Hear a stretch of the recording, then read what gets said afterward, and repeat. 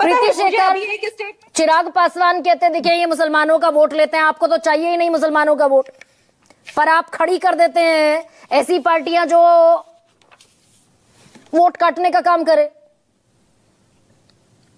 गरिमा जी, हम किसी पार्टी को वोट काटने के लिए कभी खड़े नहीं करते।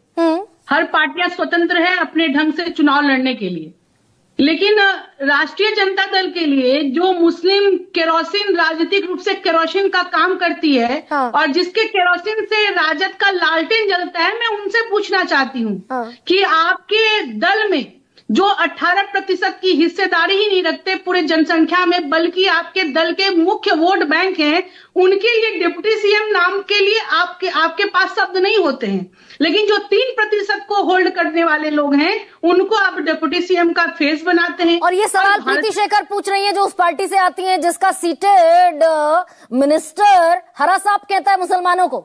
यहाँ चिंता हो गई आपको मुसलमानों की। गरिमा जी, हमारी पार्टी में किसी भी व्यक्ति के ऐसे किसी भी स्टेटमेंट को जस्टिफाई नहीं किया जाता। तो निकाल बाहर कीजिए, संवैधानिक पोस्ट पर बैठा रखा है नीतीश राणे को। गरिमा जी, क्योंकि आप सबों को ध्यान होगा कि ऐसे ही किसी स्टेटमेंट पे हमारे देश के माननीय रक्षा मंत्री ने खुद आकर, आदरणीय राजनाथ सिंह जी ने जाकर लोगों से एक्सक्यूज किया। ये बड़ा दिल उन्होंने दिखाया। नहीं, एक्सक्यूज करेंगे और एक फौज खड़ी कर देंगे मुसलमानों के खिलाफ बयान देने वाले मंत्रियों की। एक्सक्यूज करने से बात बनेगी?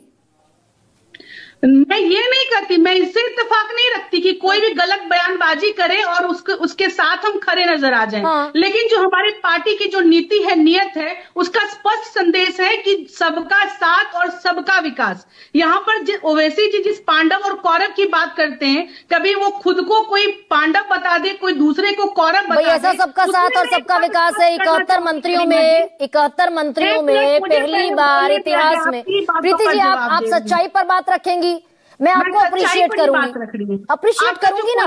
सबका साथ सबका विकास कहेंगे। 71 केंद्रीय मंत्रियों में इतिहास में पहली बार एक भी मुसलमान मंत्री नहीं है।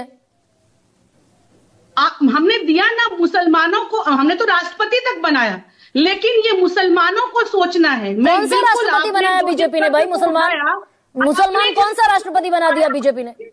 हम उसके लिए भी संवेदनशील। अरे बताइए भाई, कौन सा मुसलमान राष्ट्रपति बनाया बीजेपी ने? गरिमा जी, पहले वो आए तो सही, बड़ा दिल दिखाए तो सही।